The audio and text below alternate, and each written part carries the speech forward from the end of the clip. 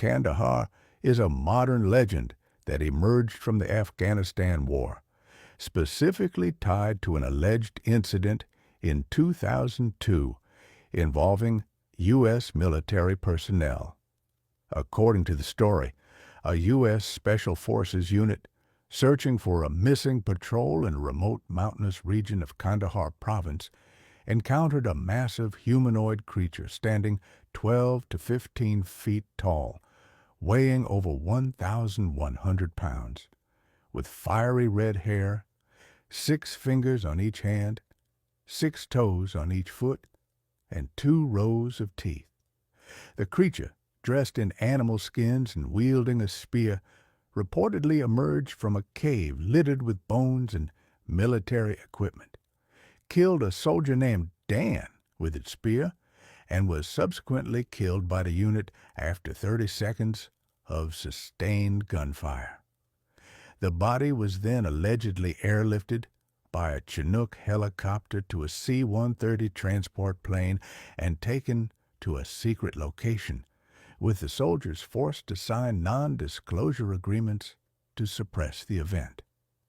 The tale first gained widespread attention through a 2016 YouTube interview by L.A. Marzulli, a self-described supernaturalist, who spoke with an anonymous military contractor, Mr. K, claiming to have witnessed the encounter. Marzulli linked the giant to the Nephilim, biblical beings described as offspring of angels and humans, a theory echoed by some who see the creature's traits, red hair, extra digits, and double teeth, as matching ancient descriptions of such entities. The story was further popularized on Art Bell's Coast to Coast AM radio show and detailed in books like Marzulli's The Long Walker, The Return of the Nephilim. Posts on X have kept the story alive, with some users like a Timothy Alberino in 2024 claiming an AC-130 pilot confirmed transporting a 1,500-pound giant body with red hair and 6 fingers out of Bagram Airfield. Other military accounts add to the legend. The Havoc Journal, a veteran-focused platform, shared stories from soldiers, including a drone operator in northern Afghanistan who spotted 3 12-foot-tall figures tending a fire, their size dwarfing nearby goats, and an Australian officer in Uruzgan province who observed a 12-foot figure through thermal imaging, moving deliberately at 1,800 meters away. An infantry soldier in Kunar province in 2008 reported a heat signature taller than 10 to 12-foot trees, moving swiftly, while another in the Korangal Valley in 2012 saw a giant among locals, so large it had to stoop to enter a hut. These accounts, often dismissed as thermal imaging glitches or fatigue, describe beings with consistent traits: towering height, red hair, and an ancient presence. The giant of Kandahar's story has been heavily scrutinized. In 2016, Snopes investigated and received a Department of Defense statement denying any record of a Special Forces member killed by a giant in Kandahar or any missing patrol. No official military reports, press releases, or records of a soldier named Dan dying in Kandahar in 2002 align with the story, as confirmed by casualty lists from Operation Enduring Freedom.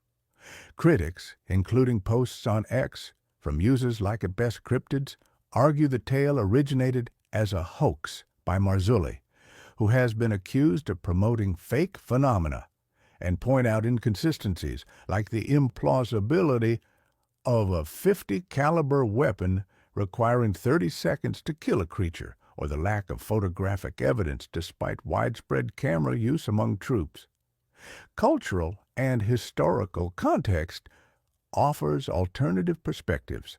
Afghanistan's ancient history, with settlements dating back to 1,000 to 750 BC, as noted in archaeological findings, includes folklore of large humanoids.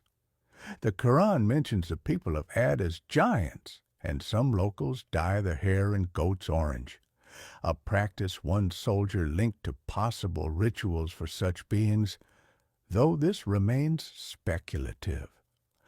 The region's rugged terrain and underdevelopment fuel speculation about hidden creatures, paralleling global myths like the Nephilim, the Sete-Ka giants of Paiute legend in Nevada, or the Barmanu of northern Pakistan, a relict hominid allegedly encountered by Russian troops in the 1920s Pamir Mountains. Skeptics argue the story is a fabrication, possibly inspired by Hollywood tropes or evangelical narratives tying giants to biblical prophecy. The lack of physical evidence, no body, no photos, no declassified documents, supports this view. However, the consistency of military accounts across different provinces and the government's history of secrecy around anomalous events keep the mystery alive. The Giant of Kandahar remains a compelling tale, blending folklore, military legend, and conspiracy. But without concrete proof, it teeters on the edge of myth.